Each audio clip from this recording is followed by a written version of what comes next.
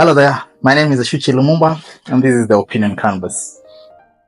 Now, I like telling stories about my mother and father uh, for simple reasons that I love them both so much, agreed with either of them, sometimes disagreed enough times. And that is because I owe it to my very early development of an independent mind. So at a very early age, I was able to, think for myself. Let me put it that way, for lack of a better word. Now, my father was big on contentment. My mother, on the other side, was very big on ambition. And I'll break this down. I'm not saying my dad was not ambitious.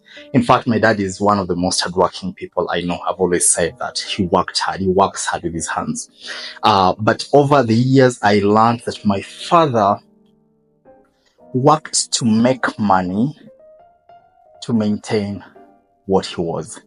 He didn't have a dream of wanting to push the envelopes. So for him, it was maintenance. Let's be who we are.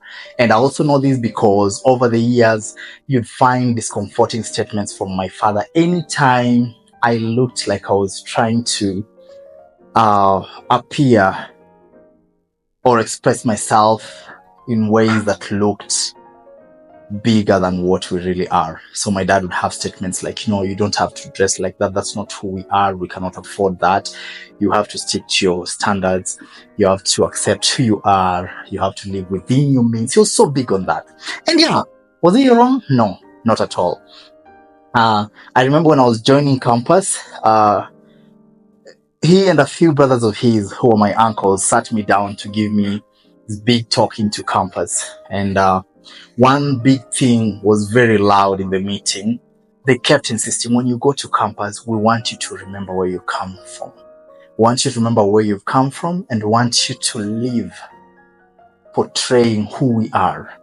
So don't go there and try to act like you have it all. Don't go there trying to act rich. Don't go there trying to act like you're from this fancy background. Just wear your true clothes. You don't have to spend on things you don't have. You don't need. You don't have to spend what you don't have. I mean, we're calm people. We're not like the so's and so's.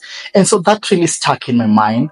And much as it was a very good sermon and a very good advice towards me being able to just be myself, maintain who I am, and live within my means, there's also a hindsight message to it that to me was interpreted as, this is who we are and we cannot get better than this. And so stay as we are. Stay contented. My dad was big. He was big on hammering and emphasizing that. Msiogope kukula mboga. This is what we can afford. This is what we have, and all that. He would give you all the health benefits that come with, all that, all those sorts of choices. My mom, on the other side, very ironically, because my mother was the least educated, my mom was basically illiterate, and so I feel that to her, she had exhausted the opportunities for her to ever be ambitious with life. Again, of course, that being driven by other many factors that encompassed her life. But she got to a point where I think for her, she was done with trying to make it in life and all that.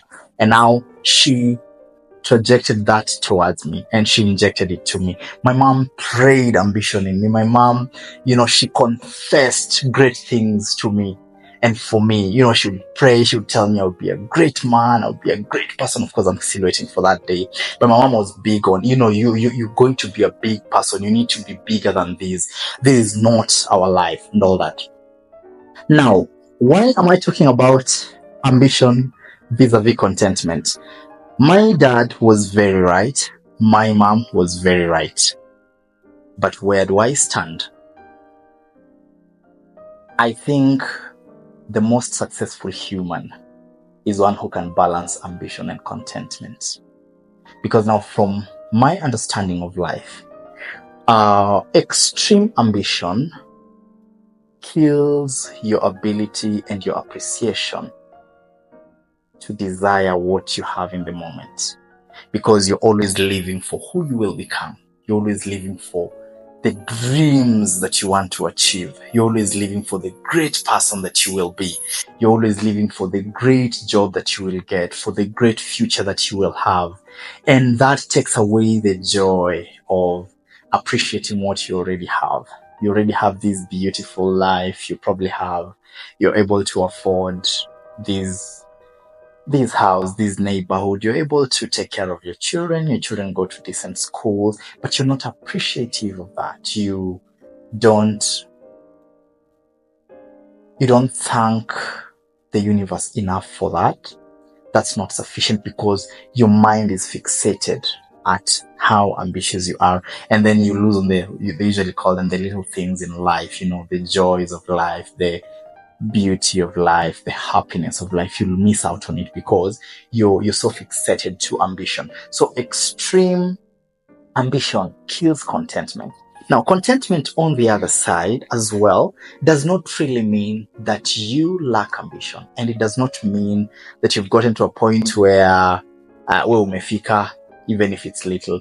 Contentment gives you the ability to know that, you know what, yes, I have dreams, yes, I have goals, yes, this is who I want to be, but this is where I am in the moment. Now, what am I able to siphon from the current moment that will give me brilliant days, that will give me amazing happiness, that will give me fulfilled days? So you miss out again on ambition if you're too content.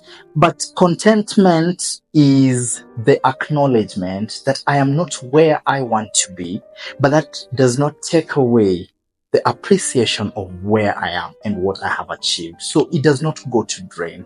It's like telling someone, I need 100 bob, and then they're like, okay, I only have 20 shillings. They give you the 20 shillings, but you don't want to wallow in the appreciation of the 20 shillings. You're more worried about the 80 shillings that they were not able to foot for you. That is the best analogy I can come up with. However, if you understand that contentment is you bathing in the fulfillment of what it is that you have in the moment, without killing yourself for what you already do not have, as long as you have a trajectory, as long as you have a plan, as long as you're working towards it, as long as you have a work ethic, your ambitions are going to zitajipa kabisa, they'll come through, you'll get to where you want to be. But don't die, don't lose the moment, don't lose the happiness, don't lose the little that you have in the appreciation of what is coming. Don't stop enjoying the bicycle that you have because you're waiting for a V8. Don't forget to appreciate the first Toyota Corolla car that you managed to get just because someone has given you the pressure of driving, a V8 or whatever it is that people are driving out there. So enjoy what you have. Let it work for you. Let it be a source of joy. Then work towards what you have. Extreme ambition kills contentment, brings sadness. Extreme contentment brings comfort, kills ambition. A balance of the two is a recipe for beautiful life, successful life. Be blessed, guys, and be happy. This is Eshuchi Lumumba, and this is the Opinion Canvas.